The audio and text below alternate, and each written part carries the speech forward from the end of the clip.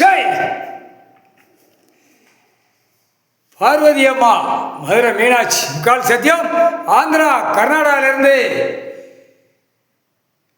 ஊடாளப்பட்ட மாநிலம் டெல்லி ஊடாளப்பட்ட மாநிலம் ஆந்திரா ஊடாளப்பட்ட மாநிலத்தில் நீதிமன்ற கோர்ட்டில் வழக்கு ஓடுது.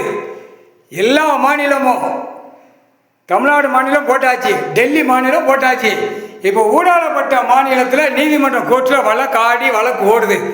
எல்லா நீதிமன்ற கோர்ட்லேயும் கேஸ் கட்டு ஆன்லைனில் உள்ள கணக்கு ஏற்றின கணக்கு வழக்கு ஓடுது.